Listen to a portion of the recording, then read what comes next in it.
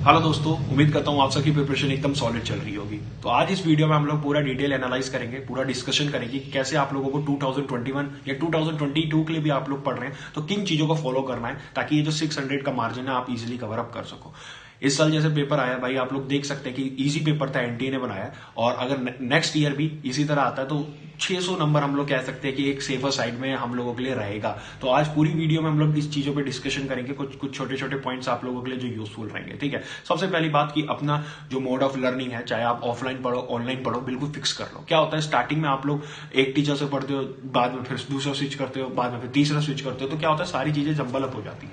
तो एक platform choose करो, चाहे आप ऑफलाइन पढ़ रहे हो चाहे आप ऑनलाइन पढ़ रहे हो। और सबसे ज्यादा इंपॉर्टेंट ये है कि चाहे आप कोई भी मोड ऑफ लर्निंग हो, चाहे ऑफलाइन हो ऑनलाइन हो, सेल्फ स्टडी सबसे ज्यादा इंपॉर्टेंट होती है। तो सेल्फ स्टडी के लिए भी अपने लिए बहुत ज्यादा टाइम निकालना इंपॉर्टेंट है। ये नहीं कि पूरा पूरा दिन वहीं पे दे रहे हो। ठीक है, अपने लिए सेल्फ स्टडी, जितना ज्यादा अपने आप को सेल्फ एनालाइज करोगे, सेल्फ स्टडी करोगे, अपने आप से पढ़ोगे, वो ज्यादा आप लोगों के लिए यूजफुल रहेगा। ठीक है, तो ये बात आप लोगों को ध्यान रखनी है। और ये नहीं कि भाई कभी इधर से पढ़ रहे हो कभी उधर से पढ़ रहे हो, ये चीज करोगे ना तो फिर आखिरी में जाके चीजें दिक्कत देती है। ठीक है, कंसेप्ट मिक्स हो जाते हैं सबके। तो एक को फॉलो करो, जो भी आपको लगता है स्टार्टिंग में चूज कर लो, एक एक लेक्चर सबके देख लो और वो आप लोगों को जो भी लगता है सेट कर लो। ठीक है, और दूसरी सबसे इंपॉर्टेंट बात है, ये नहीं कि पूरे साल भर से बायोलॉजी करनी है।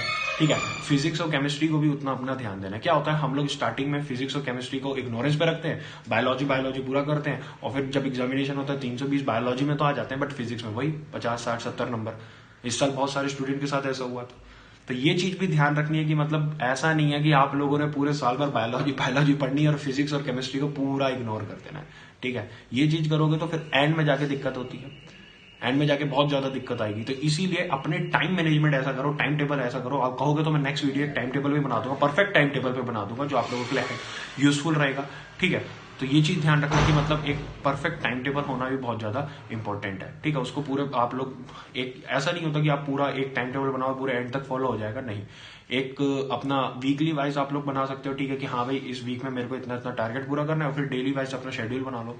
ठीक है, कि डेली अपनों को क्या क्या शेड्यूल फॉलो करना है, कितना कितना कंटेंट फिजिक्स केमिस्ट्री बायोलॉजी में पढ़ना है। और ये ध्यान रखना तीनों सब्जेक्ट को इक्वल टाइमिंग देनी है, और सेल्फ स्टडी भी करनी है। ये भी कि सेल्फ स्टडी नहीं कर रहे। उसके बाद जैसे जो भी चैप्टर होता है, ठीक है, ध्यान रखना जो भी चैप्टर होता है उसमें आप लोग एमसीक्यूज प्रैक्टिस करो, चाहे वो प्रीवियस ईयर क्वेश्चन हो। ठीक है, और साथ में टॉपिक वाइज क्वेश्चन करना सबसे ज्यादा इंपॉर्टेंट होता है। ठीक है, तो कोई भी आप लोग बुक ले सकते हो। ठीक है, आप लोगों को मैं एक बुक भी रिकमेंड कर देता हूँ। ठीक है, ये दिशा पब्लिकेशंस की बुक है 33 ईयर्स। ठीक है, प्रीवियस 33 ईयर्स। इसमें सबसे अच्छी बात पता है क्या है, एक तो नीट के चैप्टर वाइज और टॉपिक वाइज एमसीक्यूज है। ठीक है, ये बुक मैं इसलिए रिकमेंड कर रहा हूं क्योंकि आप लोगों को जैसे टॉपिक वाइज क्वेश्चन चाहिए होते हैं ना, प्रैक्टिस करना सबसे ज्यादा इंपॉर्टेंट होता है। और अगर यही टॉपिक वाइज मिल जाए तो सबसे ज्यादा एक टॉपिक से आप 10 से 20 क्वेश्चन अगर कवर अप कर रहे हो तो यानी आप ऑलमोस्ट सारी चीजें कवर कर रहे हो।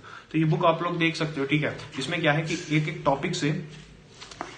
टॉपिक से जैसे फॉर एग्जांपल ये भी बायोलॉजिकल क्लासिफिकेशन खुला। ठीक है, सबसे पहला टॉपिक है टॉपिक 1, पूरा डाल रखा है इसमें कि 5 किंगडम क्लासिफिकेशन। अब 5 किंगडम क्लासिफिकेशन में से 9 क्वेश्चन यहाँ पे कवर अप कर रखे हैं, तो ऑलमोस्ट सारे कंसेप्ट कवर हो गए। तो ये बुक आप लोग ले सकते हो, मैं आप लोगों को रिकमेंड करूंगा, अच्छी बुक है। ठीक है, जैसे मोनेरा है, मोनेरा से आप लोग देख सकते हैं यहाँ पे ऑलमोस्ट मोनेरा से 52 क्वेश्चंस कवर है। ठीक है, 52 क्वेश्चन कवर है। ऐसी फिजिक्स की, ऐसी केमिस्ट्री की, और ये बायोलॉजी की मेरे पास पड़ी है। ठीक है, मैं आप लोगों को लिंक दे दूंगा डिस्क्रिप्शन बॉक्स में, कमेंट बॉक्स में भी पिन कर दूंगा। तीनों सब्जेक्ट की आप लोग ऑनलाइन ऑर्डर करा लो। ठीक है, क्या है कि अपने प्रीवियस ईयर सॉलिड रखो और topic wise NCERT based question करो।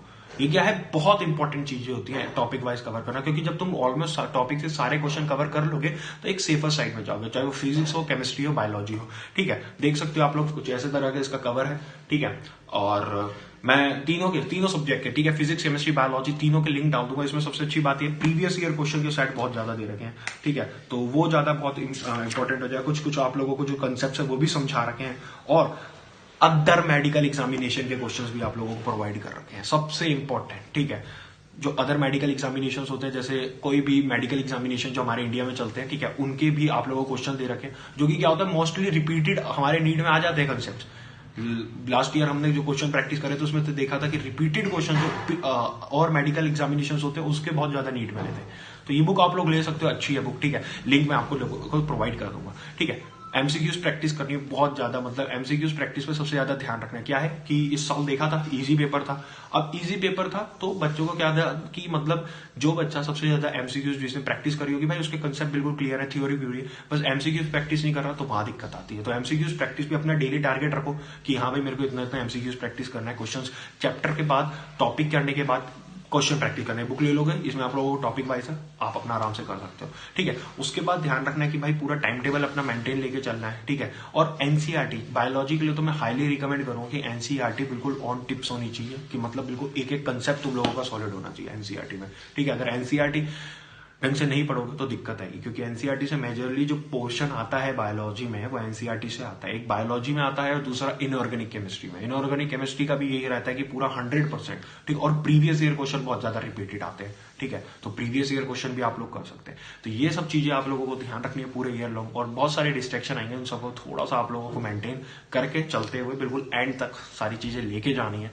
और फिर देखो धीरे धीरे, और टेस्ट एंड में टेस्ट जरूर देने हैं, ठीक है।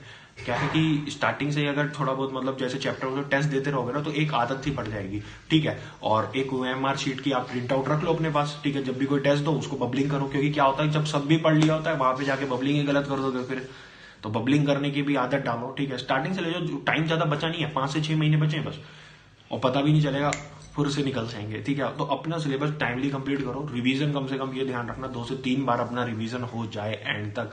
क्या है कि आखिरी में रिवीजन नहीं करोगे तो सब बेकार है। मतलब ये हो रहा है कि आप लोगों का मई में पेपर है और 2 दिन पहले आप लोगों का सिलेबस कंप्लीट हो रहा है, ऐसा भी मत करना, ठीक है, नहीं तो फिर दिक्कत आ जाएगी। तो ये चीज भी मत करना, हाँ, कि मतलब ऐसे मेंटेन करके चलो कि चीजें थोड़ा टाइमली कंप्लीट हो जाए, ताकि 2 से 3 बार तुम लोग रिवीजन के लिए भी अपना टाइम निकाल पाओ, ठीक है। और टेस्ट भी देना, सारे टेस्ट बहुत इंपॉर्टेंट होता है, एंड में जो टेस्ट होंगे वो सबसे ज्यादा इंपॉर्टेंट है, ठीक है। यही कुछ बातें थी जो मैं आप लोगों से शेयर करना चाहता था, ओके। और अपना आपको पूरा मतलब एक मोटिवेटेड रखना पूरी जर्नी में, ठीक है। बहुत सारी चीजें आएंगी, कभी स्कोर ज्यादा आएगा कभी कम आएगा, बट टेम्परमेंट अपना मत खोना, ठीक है। एंड तक लेके जाना और कंसिस्टेंसी दिखाना, डिसिप्लिन के साथ पूरी जर्नी स्टार्ट करना। All the best for your journey, all the best for your success. चलिए दोस्तों, उम्मीद करता हूँ बात समझ में आई होगी। और टाइम टेबल अगर वीडियो चाहते हो तो बता देना, मैं एक जेन्युइन सा टाइम टेबल अच्छा सा जो आप लोगों के लिए रहेगा मैं बना दूंगा, ठीक है, जो आपके लिए हेल्पफुल रहेगा। और टेलीग्राम ग्रुप मेरा ज्वाइन कर सकते हो, ठीक है, उसमें मैं बहुत सारी चीजें आप लोगों को प्रोवाइड करता हूँ। लिंक डिस्क्रिप्शन बॉक्स में दे दूंगा, अवेलेबल बॉक्स, नहीं तो आप टेलीग्राम डाउनलोड करके अवेलेबल बॉक्स सर्च करके टेलीग्राम ग्रुप भी ज्वाइन कर सकते हो। चैनल को सब्सक्राइब करके रखना, आगे भी वीडियोस आती रहेंगी, ओके। चलिए दोस्तों, उम्मीद करता हूँ आप लोगों को वीडियो अच्छी लगे तो लाइक कीजिएगा एंड फीडबैक जरूर दीजिएगा, सब्सक्राइब भी कीजिएगा। Thank you.